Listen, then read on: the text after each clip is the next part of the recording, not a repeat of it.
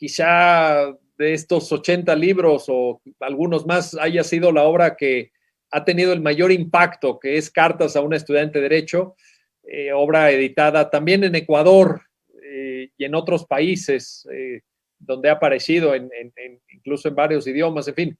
La verdad es que Cartas a un estudiante de Derecho en mi carrera académica pues marcó un antes y un después y me permitió llegar a una comunidad muy amplia de lectores como no lo había hecho con anterioridad, así que esa mención me emociona. Pero también me emociona la cita que hacía Santiago Alvarado de ese gran libro, que en parte inspiró Cartas a un estudiante de Derecho, que es El alma de la toga, de Ángel Osorio y Gallardo.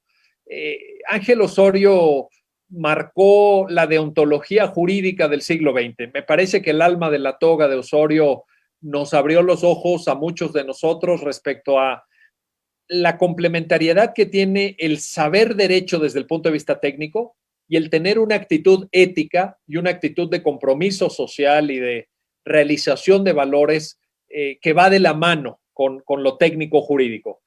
La idea de Osorio en el libro nos dice, atiendan también a la ética, hagan trabajo en favor de la comunidad, asuman tareas de responsabilidad social y no solamente sepan de derecho civil o de derecho fiscal o de derecho administrativo.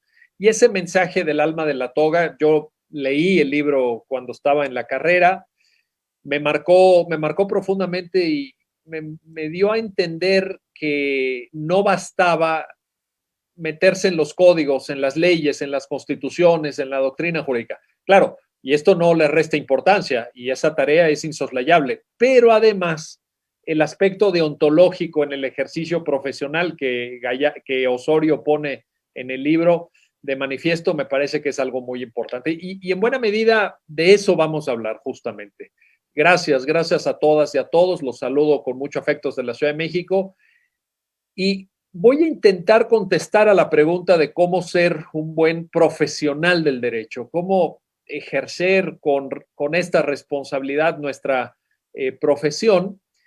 Y quiero, puesto que, como ya lo dijo tanto Mario Zavala como Santiago Alvarado, nos estamos dirigiendo a un auditorio fundamentalmente estudiantes, quiero en esto ser directamente muy honesto y muy transparente y decirles el ejercicio profesional de la abogacía en el siglo XXI es algo muy complicado, es algo muy complejo, van a enfrentar ustedes una enorme competencia que es significativa en México y en Ecuador y en Estados Unidos y en Europa y la verdad es que el mercado de servicios jurídicos está muy saturado y por tanto hay que hacer un esfuerzo enorme, para destacar, para poder conseguir esto que Santiago Alvarado describió de manera magistral cuando nos ponía el dilema de qué es un abogado sin cliente. Y claro, el reverso de la moneda del cliente sin abogado, pero habiendo tantos abogados en América Latina, probablemente lo que abunde sea más lo primero que lo segundo, el abogado sin cliente más que el cliente sin abogado, dado la proliferación de profesionales del derecho que hemos visto en los últimos años. Así que esto hay que decirlo, por un lado. Por otra parte, hay quienes sostienen, por ejemplo, el gran profesor inglés Richard Susskind, que ha venido escribiendo muchos libros sobre el futuro de la profesión, la transformación del ejercicio profesional, en fin. Para mí, Susskind ha sido también un gran referente intelectual y él dice, vamos a enfrentar un momento de ruptura. Los teóricos del marketing le llaman disrupción. Vamos a enfrentar un momento de disrupción en la abogacía. Hay quienes han señalado que estamos ya en vísperas, sí, y quizá ya estamos dentro de un momento Netflix de la abogacía. Un momento Netflix. Los más jóvenes no se han de acordar, pero quienes ya tenemos cierta edad, pues nos acordamos que hace unos años existían los videoclubs, Blockbuster y todas estas marcas donde iba uno y rentaba una película el fin de semana física, un DVD, un cassette, un videocassette de VHS, etcétera. Y luego lo tenía que devolver, ¿no? 2 días después o 3 después y evitar los recargos. Llega Netflix y vean, hoy todos esos videoclubs están barridos, no existen más, quebraron. El modelo que se impuso fue un modelo de transmisión tecnológica de contenido digital a través de Internet, en donde estamos en nuestra casa, en nuestro domicilio, en nuestra oficina, donde estemos, prendemos un aparato y inmediatamente podemos ver la serie o la película que queramos. Bueno, el momento Netflix de la abogacía. Puede haber una disrupción. ¿Y qué es lo que sucede? Que quienes no se actualizan, quienes no tienen una nueva perspectiva del ejercicio profesional, quienes piensan que el ejercicio profesional consiste en obtener un papel que diga que son abogados o que diga que son abogadas, se van a quedar atrás. Se van a quedar atrás por varias razones, porque su conocimiento se va a volver anticuado, porque no van a poder competir de manera efectiva en un mercado de servicios profesionales muy saturado y porque probablemente no atiendan tampoco a las nuevas tendencias, no solamente del marketing jurídico, de la deontología jurídica, sino la evolución misma de los ordenamientos a nivel interno y a nivel internacional. Por tanto, el tema de hoy me parece de una enorme relevancia. Y también es cierto, una tercera observación de manera preliminar en esta conferencia es que me parece que no existe una sola receta que pueda contestar a la pregunta que formula Uniandes.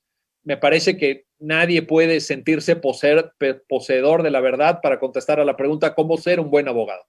Yo creo que habrá diferentes rutas, diferentes formas de aproximarse a la respuesta, diferentes marcos de comprensión de cómo responder este interrogante. Y yo les voy a dar algunas pistas. Siéntanse, por favor, en toda la libertad de tomar aquello que consideren oportuno y reflexionar sobre lo demás y aplicar en la práctica lo que les sirva a ustedes en el contexto del Ecuador y en el contexto de lo que requiera su ejercicio profesional. Ahora, en particular quiero referir hoy un esquema que voy a presentarles vinculado con algo que me parece, y lo digo con el mayor respeto a mis colegas profesores, pero me parece que se deja de lado en la carrera, y es el proceso de toma de decisiones del profesional del derecho.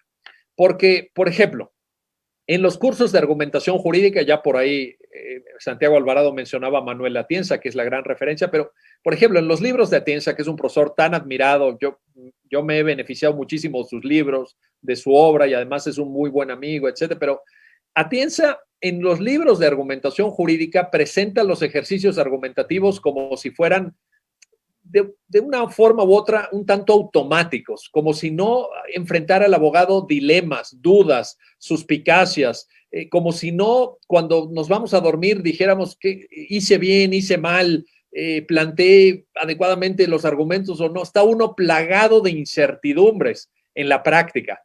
Y sin embargo, en la teoría de la argumentación jurídica se nos presenta, insisto, como si fuera algo sencillo, automático, donde tuvieras que leer 2, 3 referencias y ya con ello orientaras tu ejercicio profesional. Yo lo que he visto en mi propia práctica y en la de muchos colegas es que esto no es así. Esto está muy lejos de la realidad y más bien que la realidad nos obliga necesariamente a tomar todos los días decisiones de manera permanente.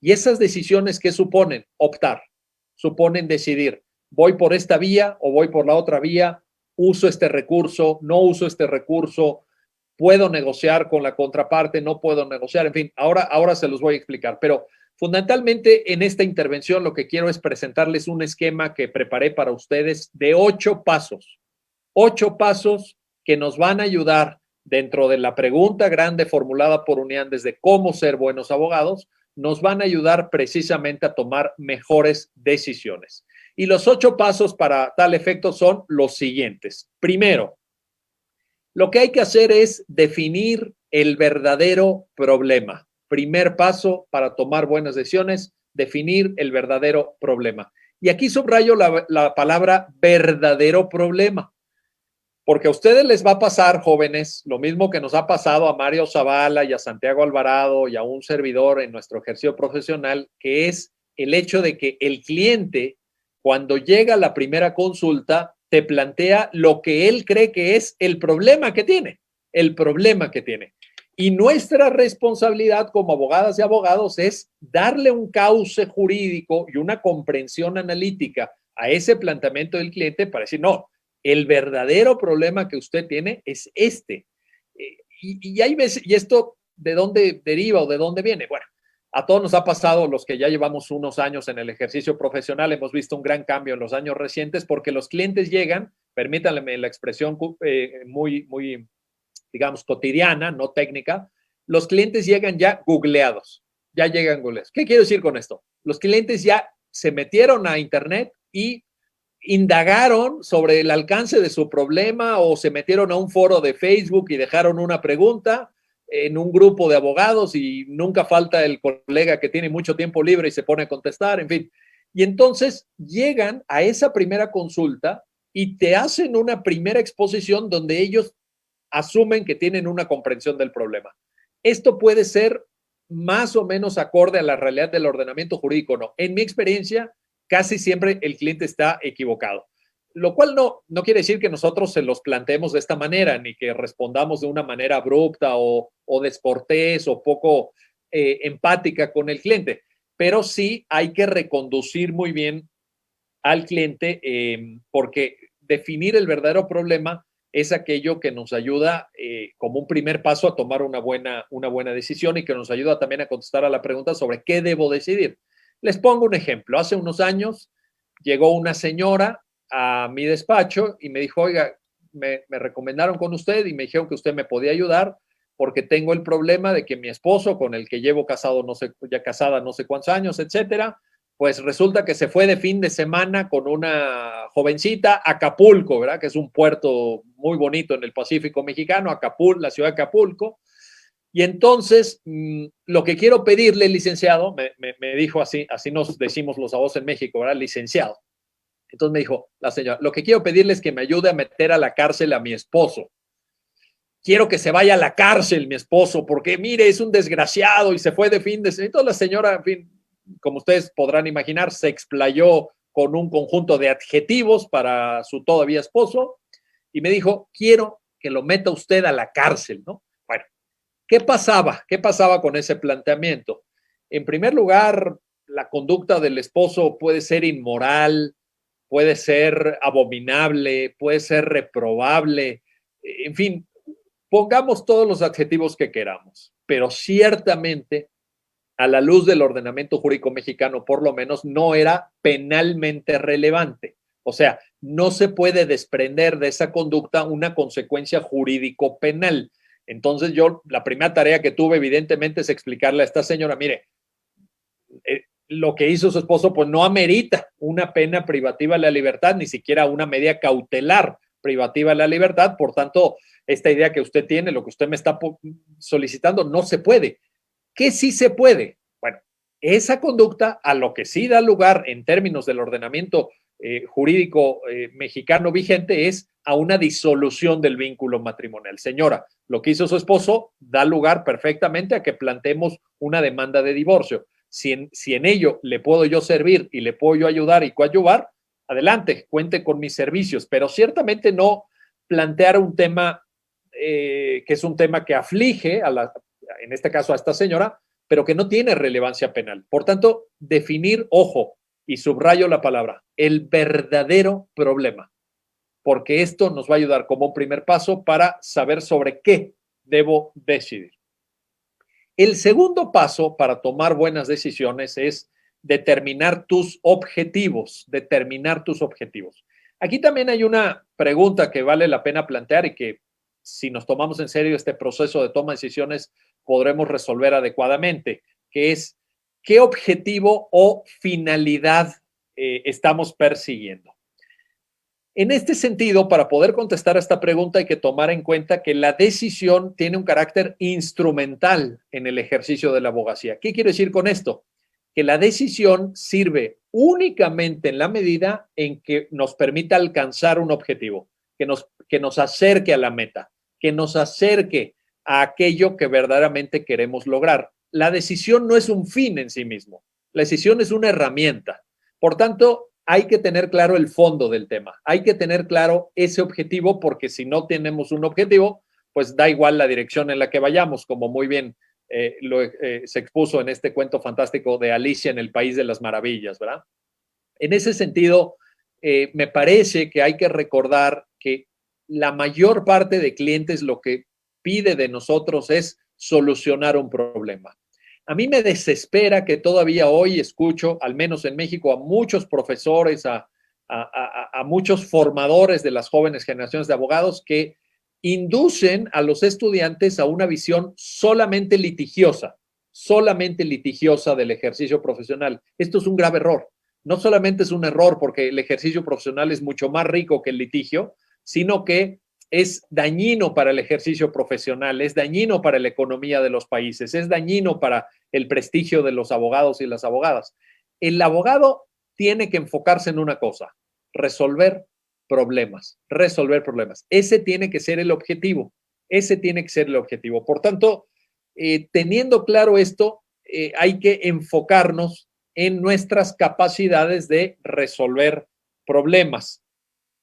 Y esto nos conecta inmediatamente con el tercer paso que les quiero plantear dentro del esquema de 8 que diseñé para ustedes. El tercer paso es imaginar todas las alternativas. Y aquí sí les diría por mucho aprendizaje que ha conllevado mi práctica de ya casi 30 años en el ejercicio profesional, cuantas más opciones tengas, mejor. Mejor. Aquí incluso aplica esa famosa técnica del management que es muy conocida en el ámbito empresarial, de la lluvia de ideas. Cuantas más propuestas, cuantas más consideraciones podamos tener para, digamos, configurar una suerte de menú de soluciones a los problemas de nuestros clientes, tanto mejor. De hecho, este es un condicionante para que pueda plantarse incluso el esquema global de toma de decisiones. Si nosotros no tenemos alternativas, si nosotros no tenemos más que una ruta, la ruta A o la ruta B o la ruta C, el esquema decisional no tiene sentido. El esquema decisional tiene sentido cuando podemos optar, cuando podemos decir, me voy por A o me voy por B o me voy por C. Y en ese sentido, cuantas más opciones tengamos, mejor. De hecho, además de considerarlo como parte de nuestra responsabilidad profesional en el sentido de resolver problemas, yo he usado este tercer punto del esquema en mi práctica profesional para ofrecerles, vuelvo a este concepto, un menú de opciones a mis clientes. Un menú como si fuera un restaurante. ¿Qué quiero decir con esto? Mire, si nosotros logramos aproximarnos a la solución del problema a través de una negociación con la contraparte, muchísimos asuntos se pueden negociar. El tiempo estimado para resolver el problema es este y el costo de honorarios es tal.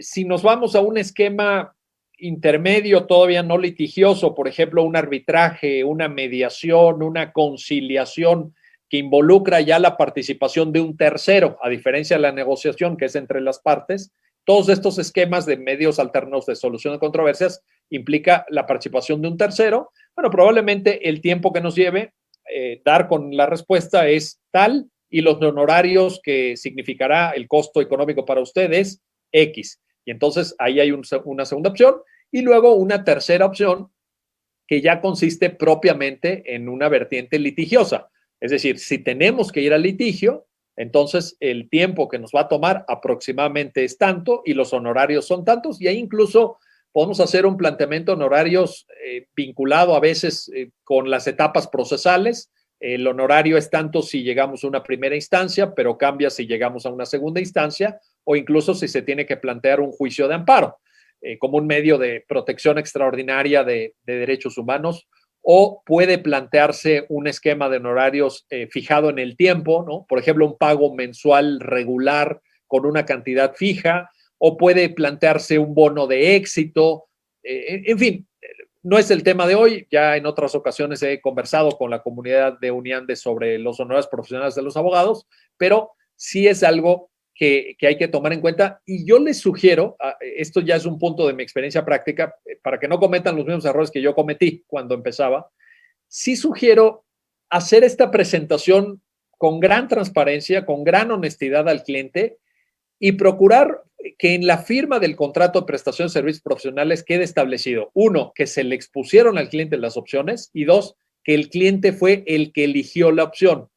Porque ya me ha pasado que el cliente a veces te pregunta, bueno, ¿tú qué harías si estuvieras en mis zapatos? Y muy al inicio de mi carrera, pues yo les decía, pues yo optaría por A o optaría por B. Y ahora ya no lo hago porque entonces el cliente, en un ejercicio de confianza, deposita en ti el peso de la decisión. Si luego a la postre sale mal, algo sale mal, porque puede salir mal. En nuestra América Latina nadie tiene el triunfo garantizado. El cliente te va a considerar responsable y te va a decir, tú fuiste el que eligió esta vía, tú fuiste el que eligió esta ruta. Por tanto, intentar ahí distribuir un poco la responsabilidad en el proceso de toma de decisión no es algo malo, con base, evidentemente, eso sí, en el menú de opciones, en el menú de alternativas que nosotros pongamos a consideración de nuestro cliente justamente. La cuarta, el cuarto paso para tomar buenas decisiones es el de entender las consecuencias, entender las consecuencias. Y en este cuarto paso hay que pensar que es una combinación de los dos anteriores, de los dos pasos anteriores. ¿Qué quiero decir? A ver, ya en el paso 2, recuerden, ¿qué hicimos? Fijamos nuestros objetivos. ¿Qué queremos lograr? ¿Cuál es nuestra finalidad? ¿Cuál es nuestro propósito? En el paso 3, diseñamos el menú. Planteamos las diversas opciones siempre viendo el objetivo. No perder de vista la finalidad. Recuerden, todo esto que estamos explicando tiene carácter instrumental. Es una herramienta para el logro de nuestras finalidades, propósitos u objetivos. Pues bien, en el cuarto punto, lo significativo es que ponemos a jugar los dos anteriores y decimos, ¿cuál de las opciones del menú permite un mejor logro de el objetivo que fue planteado en el punto número 2? Y aquí yo les diría una cuestión. Para poder entender cuál de las opciones resuelve mejor el problema de nuestro cliente, no consideren solamente el costo económico. Este es un error de abogados principiantes que yo les sugiero que eviten. Porque alguien dice, ya entendí, mira, le va a salir más barato al cliente si nos vamos por la ruta A que si nos vamos por la ruta B. No piensen que esto conlleva o que puede resumirse o sintetizarse en un análisis puramente financiero o pecuniario o de pesos o dólares como cantidades líquidas. No. Piensen en lo que se denomina costos del problema jurídico en sentido amplio. ¿Qué quiero decir con esto? Piensen que las personas que enfrentan un problema jurídico no solamente asumen un costo financiero que consiste mínimamente en el honorario del abogado. No. Las personas que enfrentan un problema jurídico tienen costos de tiempo, es decir, ese problema les va a requerir tiempo por la atención del propio problema, porque probablemente vayan a tener que ir a firmar documentos, porque tengamos que entrevistarlos durante varias sesiones en nuestro despacho o en su domicilio u oficina, porque tengan que ir a declarar audiencias, porque tengan que firmar promociones o autorizaciones notariales de representación jurídica, en fin, por una serie de cosas les va a tomar tiempo. Bueno, ese es un costo. Ese es un costo. Acuérdense de lo que dicen en Estados Unidos. Time is money. El tiempo es dinero. Por tanto, ahí hay un costo que hay que considerar. Desde mi punto de vista, dado que los procesos judiciales en América Latina suelen ser muy demorados, cualquier opción que le presentemos al cliente en términos de evitar un juicio va en favor de esta consideración de costos. Va en favor de intentar disminuir justamente las consecuencias. En este sentido, por cuanto hace al ámbito de las consecuencias, por ejemplo, les voy a poner dos ejemplos de mi práctica profesional en los años recientes. Hace unos años llega conmigo una persona empresaria y me dice, oiga, licenciado, quiero que demandemos por vía mercantil a esta otra empresa porque me deben tantos millones de pesos y no me han pagado. Bueno, y quiero que mañana mismo, a ser posible, pongamos la demanda en el juzgado y avancemos con el tema jurídico. Muy bien. Yo le hice la siguiente pregunta a esta persona. Dije, oiga, ¿usted quiere mantener la relación mercantil con esta empresa a la que me está proponiendo demandar o no? Y me dice, sí, porque es mi principal proveedor. Entonces yo necesito que se mantenga la provisión de productos que ellos hacen, pero quiero que me paguen. Bueno, yo en ese momento le dije, mire, si usted quiere mantener la relación mercantil, déjeme intentar una negociación y vamos a acordar los términos y los plazos del pago, incluso el monto, etcétera, pero no optemos de entrada por la vía judicial, porque la vía judicial en materia mercantil supone, y dado que teníamos nosotros títulos ejecutivos, supone que podamos trabar un embargo en muy pocos días. Vamos a embargar la empresa. Y embargar la empresa quiere decir inmovilizar transporte, quiere decir meter la mano en el flujo de caja, quiere decir nombrar un administrador provisional, etcétera. Esto definitivamente no le va a gustar a su contraparte. ¿Y qué es lo que van a hacer? Lo primero que van a hacer es cortarle a usted el suministro. Usted ya no va a recibir productos de esta empresa y eso va a repercutir en su propia estabilidad financiera. Entonces, busquemos una opción diferente. Y el segundo ejemplo que les quiero poner deriva de litigios también en materia familiar. En temas, por ejemplo, relativamente sencillos desde el punto de vista jurídico, como puede ser un proceso de divorcio, donde de repente llegan personas y dicen, oye, quiero que me ayudes a quitarle a mi todavía esposo o esposa a los niños. Quiero que le quites la casa, los coches, la tarjeta de crédito, las cuentas bancarias, quiero que embargues el 90% de su sueldo. Vaya, llegan con unas pretensiones los clientes verdaderamente, derivadas obviamente de la dureza que tienen los conflictos familiares y particularmente los divorcios. Pero en ese sentido uno también tiene que entender y hacer entender al cliente las consecuencias. Si nosotros utilizamos una estrategia extraordinariamente aguerrida o incluso forzada de este tipo de planteamientos, nos puede repercutir justamente en un efecto pendular contrario. Por ejemplo, le vas a quitar el manejo de cuentas bancarias a uno de los cónyuges. Si ese cónyuge tiene la guardia y custodia de los menores, no va a dejar que el otro los vea. Va a usar a los niños como escudo, como parapeto. Esto pasa todos los días. ¿Vale la pena eso? ¿Estás dispuesto? Le preguntaba yo a un cliente hace unos meses. ¿Estás dispuesto a dejar de ver a tus hijos durante 3 años en una etapa tan importante de sus vidas por no dejarle una cuenta de banco a tu pronto ex esposa? ¿Quieres hacer ese sacrificio? Cuidado con esa respuesta. Y ahí hay un tema de comprensión de objetivos o finalidades importantes. Y en esto lo conecto con el quinto, no solamente las consecuencias, el quinto punto que les quiero decir, que un poco ya lo acabo de exponer, es precisamente el costo de las decisiones. En este punto les diría, no existe ni en materia económica ni en materia jurídica algo así como un almuerzo gratis. No lo crean. Todos los almuerzos alguien los paga. Alguien los paga. La pregunta importante es quién los va a pagar, pero ciertamente alguien va a terminar pagando el almuerzo. Entonces, hay que pensar que toda decisión supone alguna desventaja. Un ejercicio muy noble para este quinto aspecto, para este quinto paso en el proceso de toma de buenas decisiones en materia jurídica, tiene que ver con ponderar las ventajas y las desventajas. Y esto no tiene mayor secreto, mayor ciencia o mayor dificultad. Significa sentarnos con el cliente con un cuaderno que tenga una hoja en blanco enfrente y hacer 2 columnas, ventajas y desventajas, costos y no costos. A mí me han llegado muchos clientes a plantearme situaciones muy delicadas, muy delicadas que están viviendo en su entorno familiar y me dicen, si usted estuviera en mi situación, ¿qué haría, abogado?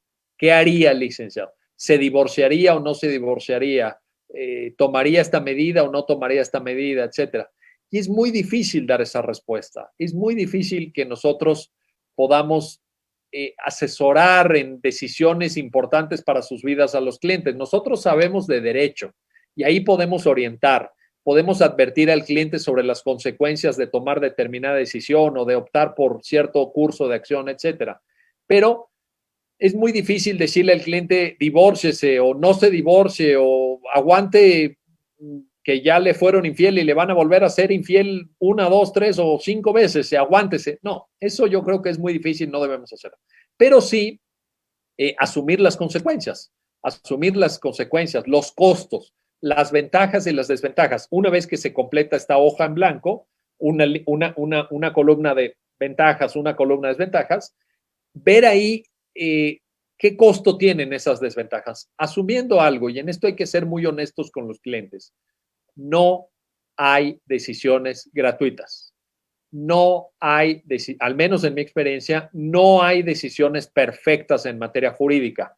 Hay decisiones buenas en un determinado contexto, en función de la situación que está viviendo el cliente, etcétera, pero siempre habrá algún grado de desventaja, y eso, por supuesto, también hay que valorar. El sexto punto que quiero poner a consideración de ustedes tiene que ver con aclarar las incertidumbres.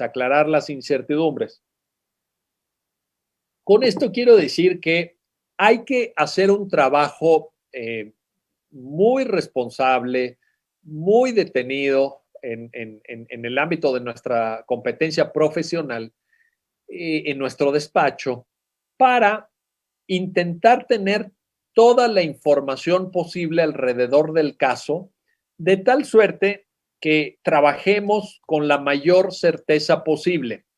Y en esto, obviamente, vamos a enfrentar varias dificultades. Por ejemplo, una de ellas es que la incertidumbre puede surgir de la propia dificultad del caso, es decir, es un caso muy complejo, es un caso muy difícil, en el cual tenemos que estudiar muchas cosas, respecto del cual no tenemos toda la información disponible, etcétera.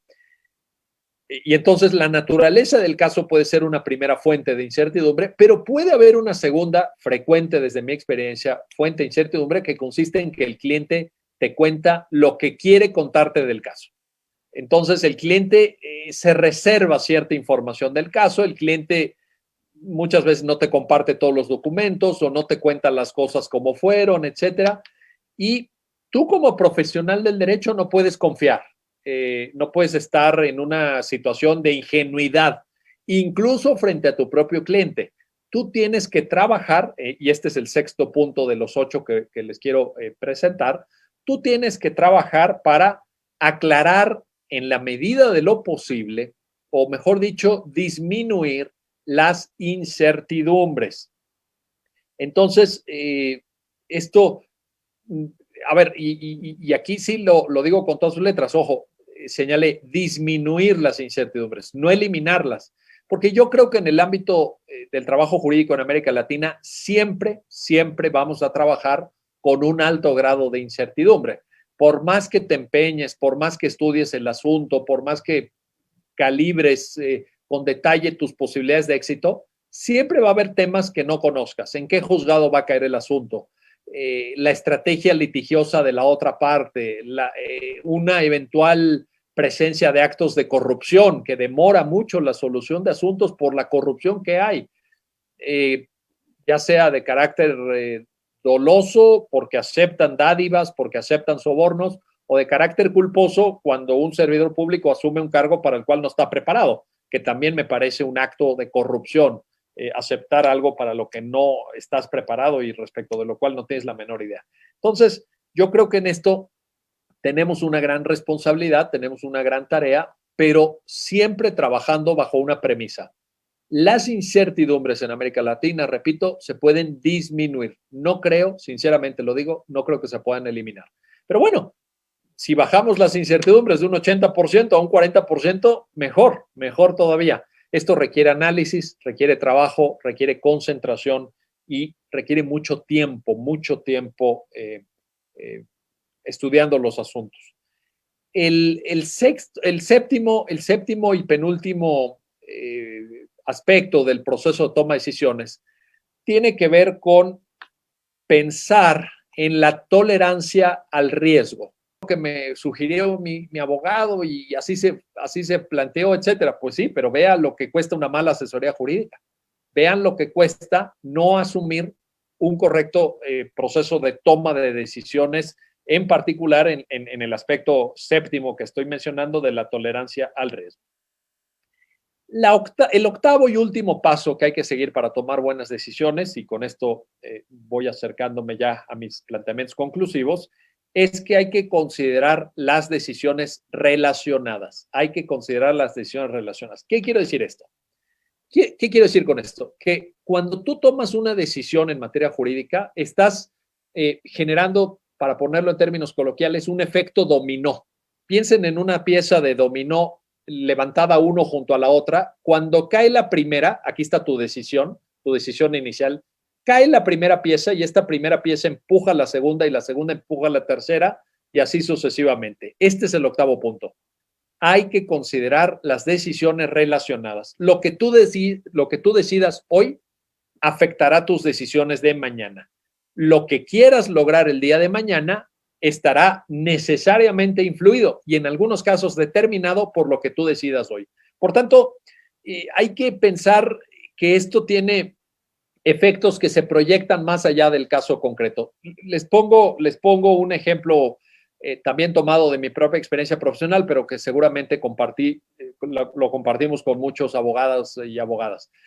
Yo decidí desde que salí de la carrera que nunca iba a defender casos en donde estuvieran involucrados personas acusadas de narcotráfico, personas acusadas de delito contra la salud.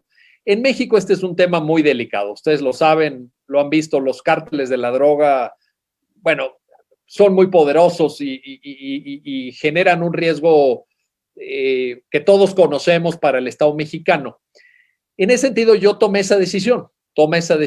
Esa decisión que fue desde que salí de la carrera, efectivamente se proyectó al conjunto de mi ejercicio profesional. Y hace unos años llegó una persona familiar de otra persona acusada de delitos contra la salud y me dijo, quiero que defienda a mi familiar, que además en un tema específico que no era el proceso penal propiamente de delito contra la salud, sino que era un tema de lavado de activos, ¿no? Era un tema propiamente de delito financiero. Entonces, quiero que usted se encargue de la defensa de mi familiar. Yo le dije, mire, yo este tipo de temas, porque obviamente el lavado de activos derivaba de actuaciones del narcotráfico, es decir, habían tomado dinero del narco y lo habían insertado en la economía formal sin pagar impuestos y ahí se había fincado el presunto delito de lavado de activos. Y yo le dije, mire, yo este tipo de asuntos no lo llevo. Bueno, para no hacer el cuento largo, me pusieron un cheque en blanco y me dijeron, usted ponga la cantidad que usted quiera. Usted ponga la cantidad que usted quiera. Pero yo ya había tomado esa decisión.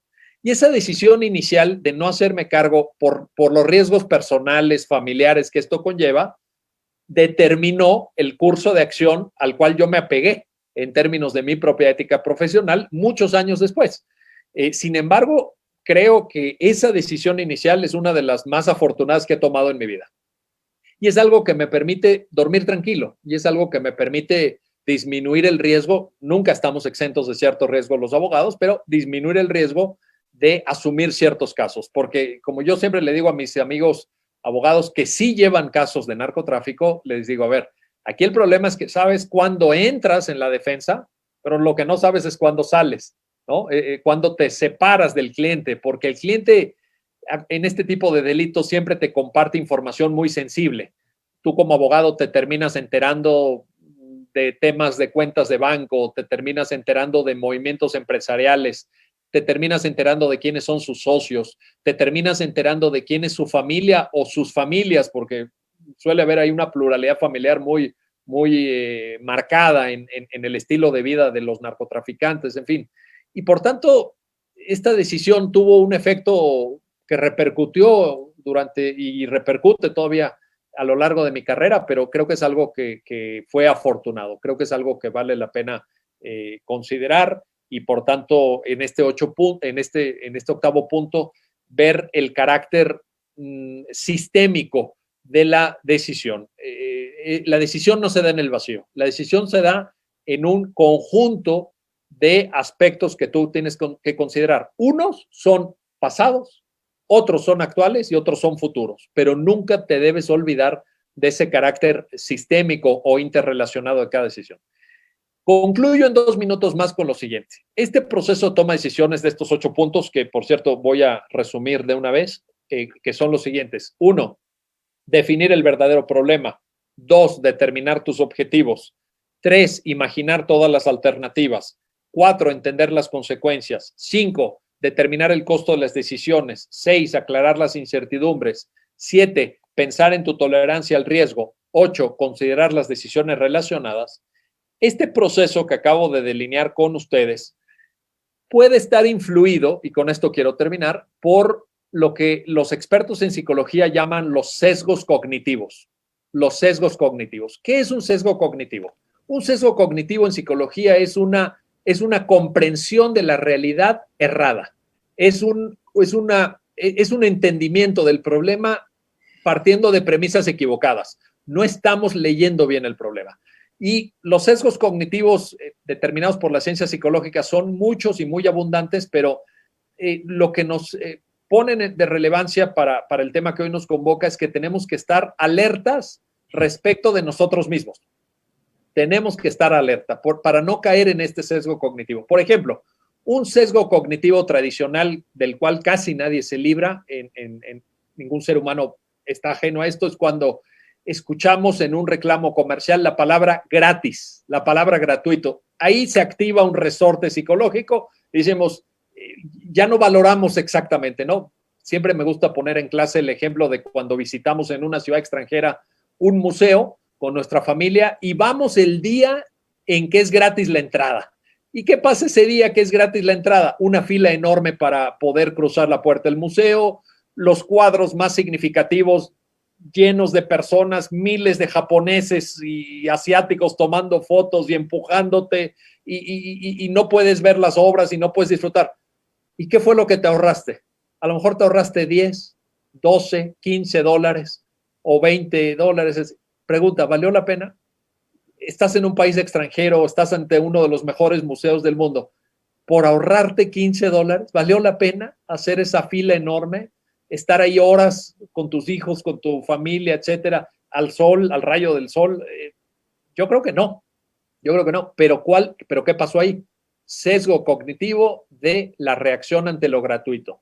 O, por ejemplo, otro sesgo cognitivo es valorar no de manera objetiva nuestras posibilidades de éxito en los asuntos. Esto es clásico en los abogados. Te pregunta el cliente, ¿vamos a ganar? Y tú automáticamente contestas, por supuesto. ¿Cuáles son nuestras probabilidades de éxito? Te dice el cliente, 100%. El abogado contesta 100%. Bueno, esto no tiene ninguna racionalidad. Esto es un sesgo cognitivo y esto es algo que hay que considerar y yo creo que hay que evitar porque es algo que además transmite muy mala imagen y genera expectativas que luego no puedes alcanzar en la práctica profesional. El cliente se va confiado, ¿no? Ya estoy en manos de este abogado que me dijo que seguro ganábamos el asunto. Y luego le tienes que dar la mala noticia de que a lo mejor no se ganó o se ganó en parte y se perdió en parte o que va a tardar 5 años el cliente en ver la solución a su problema, etcétera. Por tanto, creo que hay que estar advertidos de esto. Sería materia de una conferencia diferente y distinta dar cuenta de todos los sesgos cognitivos, pero sí, por lo menos apuntar esta alerta, este self-restraint, déjenme usar este término del constitucionalismo norteamericano, esta autocontención frente a nuestra propia falibilidad. En otras palabras, no se confíen, no se confíen. No confíen ni siquiera de sus propias capacidades. Yo he visto en audiencias a los abogados más destacados de México cometer gravísimos errores porque van confiados, porque no estudian el expediente, porque no han revisado todo el caudal probatorio, porque se equivocan en plantear un interrogatorio, porque confunden a un testigo con otro. Y son errores de qué tipo? No es que no sean buenos abogados, no es que no sepan de la materia en la que están trabajando, son errores de exceso de confianza, son pecados de exceso de soberbia a veces que hace que los abogados no lleguen preparados a una determinada actuación judicial y esto al final en quién repercute, evidentemente en nuestros clientes. Así que ya lo saben, tomar buenas decisiones es algo indispensable para el ejercicio profesional de la abogacía y para que tengamos éxito en ese ejercicio y seamos abogadas y abogados exitosos en todo aquello que hagamos. Gracias por su atención, gracias nuevamente a Uniandes y como siempre un gusto y un placer conversar con la gran comunidad académica de la universidad más importante del Ecuador. Gracias, muchísimas gracias.